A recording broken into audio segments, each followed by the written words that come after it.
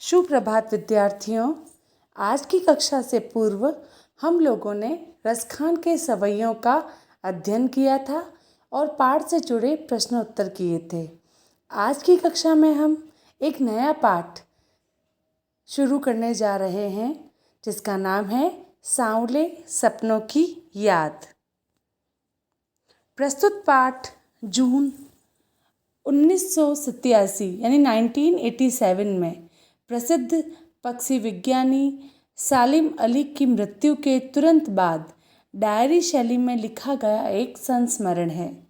सालिम अली की मृत्यु से उत्पन्न दुख और अवसाद को लेखक ने सांवले सपनों की याद के रूप में व्यक्त किया है। सालिम अली का स्मरण करते हुए लेखक ने उनका व्यक्ति चित्र प्रस्तुत किया है।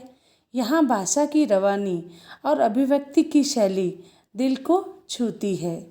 यानी पक्षी वैज्ञानी सालिम अली की याद में लेखक ने इस पाठ को लिखा है और इसका शीर्षक दिया है सांवले सपनों की याद। सालिम अली जो पक्षियों से बेहद प्यार करते थे और उन्होंने अपना पूरा जीवन पक्षियों की तलाश और उनकी जानकारी प्राप्त करने में निकाल दिया था, तो उन्हीं की याद में लिखा हुआ एक संस्मरण है जो हम आज पढ़ेंगे। सबसे पहले लेखक का परिचय प्राप्त करते हैं। लेखक है जाबिर हुसैन। इनका जन्म 1945 में गांव नोनही राजगीर जिला नालंदा बिहार में हुआ। वे अंग्रेजी भाषा एवं साहित्य के प्राध्यापक रहे। इन्होंने सक्रिय राजनीति में भी भाग लिया और विधानसभा के सदस्य, मंत्री और सभापति भी रहे। ये हिंदी, अंग्रेजी और उर्दू तीनों भाषाओं में समान अधिकार के साथ लेखन करते थे। यानी लेखक का हिंदी, अंग्रेजी और उर्दू तीनों भाषाओं पर अच्छी पकड़ थी और वह तीनों ही भाषाओं में लेखन कार्य किया करते थे। हिंदी में उन्होंने लिखा है जो आगे है, डोला बीबी का मज़ार, अतीत का चेहरा, लौंगा और एक नदी, रेत भरी। ये रचनाएं इन्होंने हिंदी में की थी। तो आइए अब अपन पाठ पढ़ना शुरू करते हैं। पाठ के सार को हम इसमें पढ़ेंगे। पाठ का PDF बना के मैंने आपको सेंड कर दिया है। उसमें आप पूरे पाठ का एक बार अध्ययन कर ले तथा पाठ के सार को हम इस कक्षा में आज पढ़ना शुरू करते हैं। इस पाठ में लेखक हुसैन जी ने पक्षी प्रेमी सालिम अली का स्मरण करते हुए यानी उनको याद करते हुए उनका व्यक्तित्व परिचय दिया है कि वो कैसे व्यक्ति थे, किस तरह से कार्य किया करते थे, उनका निजी जीवन कैसा था, उनका सामाजिक जीवन कैसा था और उन्होंने क्या क्या परिस्थितियां अपने जीवन में देखी। लेखक ने बताया वो ठीक एक सैलानी की तरह अपने कंधों पर बोझ उठाए पलायन कर गए, परंतु यह उनका आखिरी पलायन था। सैलानी का मतलब होता है यात्री। तो कोई यात्री किस तरह अपने कंधों पर अपना सामान बगड़ लेकर, पलायन का मतलब वहाँ से रवाना हो जाना, एक स्थान से दूसरे स्थान पर यात्रा करता है, ठीक उसी तरह सालिम अली भी अपने जीवन का अंतिम जो यात्रा है वो उन्होंने कर ली है। यानी वो मृत्यु को प्राप्त हो गए हैं। वो प्रकृति में ठीक उस पक्षी की तरह विलीन हो गए जो आखिरी गीत गाने के बाद मौत की गोद में जा बसा हो। जीवन भर उन्होंने पक्षियों से प्यार किया, तो ऐसा लगता है कि पक्षी की तरह ही उनके जीवन का अंत हो गया। सालिम का मानना था कि लोग पक्षियों को आदमी की नज़र से देखना चाहते हैं। यानी पक्षी है तो उन्हें उन्हीं की नज़र से जब देखेंगे तो संभवतः हम उन्हें समझ पाएंगे, लेकिन मनुष्य गलती करता है और वो पक्षियों को, पशुओं को, प्रकृति को मनुष्य की नज़र से देखता है, इसीलिए वो प्रकृति के गूढ़ रहस्यों को समझ नहीं पाता। लेखक ने वृंदावन का जिक्र करते हुए कहा है कि भले ही कृष्ण के बचपन की शरारतों को किसी ने नहीं देखा, कब उन्होंने गढ़ने पेड़ की छाहों में विश्राम किया, कब उन्होंने बांसुरी बजाई, यह कोई नहीं जानता। पर आज भी अगर कोई वृंदावन जाकर नदी के सांवले पानी को देखे तो वो कृष्ण की याद दिला देता है। आज भी वृंदावन कृष्ण की बांसुरी के जादू से खाली नहीं हुआ है। लेखक कहना चाहते हैं, हजारों वर्ष पूर्व श्री कृष्ण वृंदावन में रहे। उनके बचपन को हम में से किसी ने नहीं देखा। उन्होंने किस तरह से रास रचाया, कैसे बांसुरी बजाई, कैसे वो गायों के साथ वृंदावन में घूमा करते थे, हमें नहीं पता। लेकिन आज भी उस धरती पर जब जाते हैं तो कहीं ना कहीं कृष्ण के होने का एहसास हमें मिलता है। ठीक उसी प्रकार सालिम अली को भी पक्षी प्रेमी के रूप में हरदम याद किया जाएगा। यानी हम में से किसी ने उन्हें शायद देखा नहीं होगा, उनके बारे में ज़्यादा जानकारी भी नहीं होगी, लेकिन एक पक्षी प्रेमी के रूप में हम सालिम अली को हमेशा याद रखेंगे। पूर्व समय की याद करते हुए लेखक ने बताया है कि वे उम्र की 100वें पड़ाव के करीब थे।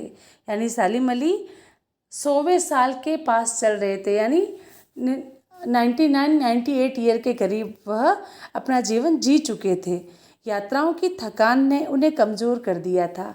पक्षियों की तलाश में जंगलों की यात्राएं जीवन भर करते करते वह काफ़ी थक गए थे और कैंसर जैसी जानलेवा मृत्यु उनके मौत का कारण बनी और अंत समय में उन्हें कैंसर हो गया जो उनकी मृत्यु का कारण बना। परंतु एक बात स्पष्ट थी कि वे सब मिलकर उनकी आंखों से वह रोशनी छीनने में सफल नहीं हो पाई जो पक्षियों की तलाश और उनके हिफाजत के प्रति समर्पित थी। यानी इतने बूढ़े हो गए, उनके आंखों की रोशनी कम हो गई, उन्हें कैंसर हो गया, फिर भी अंत तक वे पक्षियों के हिफाजत की चिंता में ही लगे रहे, पक्षियों की सुरक्षा की चिंता में ही वे लगे रहे।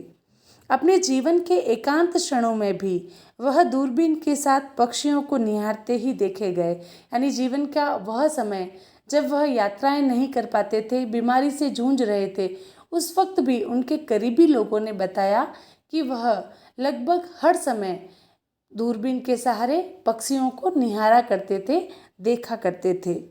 वे उन लोगों में से थे जो प्रकृति के प्रभाव में ना जाकर प्रकृति को अपने प्रभाव में लाता है। उन्होंने अपना जीवन साथी अपने स्कूल सहपाठी तहमीना को चुना। यानी उनकी जो पत्नी थी वो उनके स्कूल में उनके साथ पढ़ती थी और उसी से उन्होंने विवाह किया, जिनका नाम था तहमीना, जिन्होंने हर लम्हे में उनका सहयोग दिया। यानी पत्नी ने भी हर कदम पर सालिम अली की मदद की, उनका साथ दिया। सालिम जी अनेकों अनुभवों के मालिक थे क्योंकि उन्होंने एक बहुत लंबा और सुंदर जीवन जिया था, इसीलिए उनके पास बहुत सारे अनुभव थे।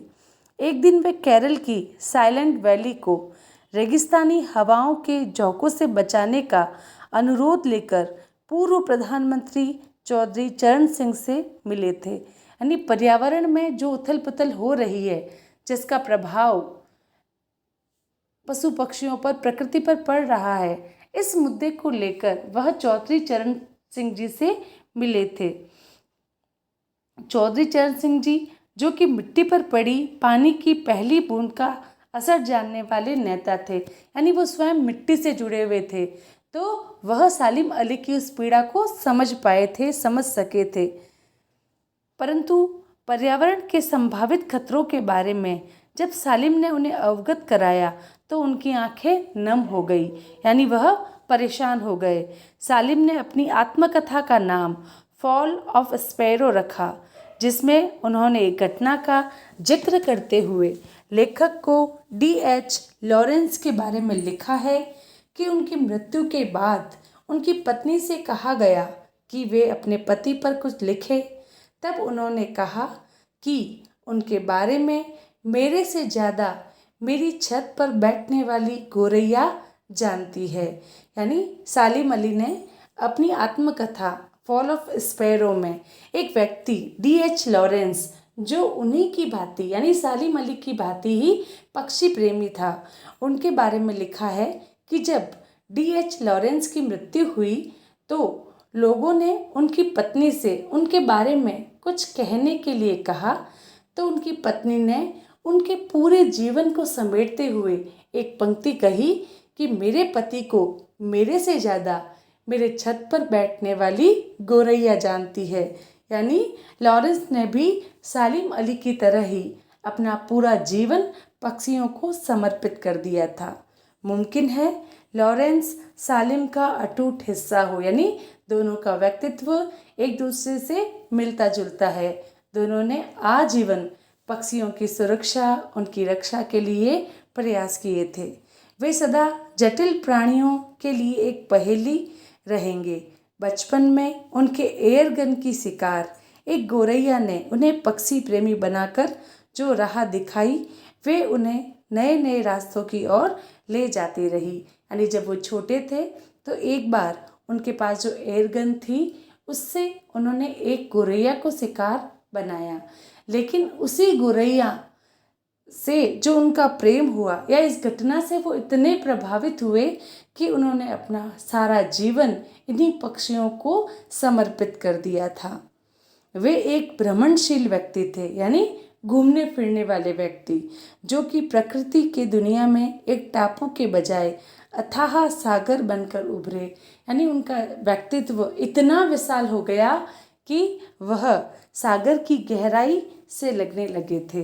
तो इस प्रकार लेखक ने बहुत ही सुंदर शब्दों में, बहुत ही प्रभावशाली शैली में पक्षियों के चहेते या पक्षियों से प्रेम करने वाले सालिम अली के जीवन को हमारे सामने प्रस्तुत किया है। मैं आशा करती हूँ कि पाठ के इस सार से आप संपूर्ण पाठ को समझ पाएंगे।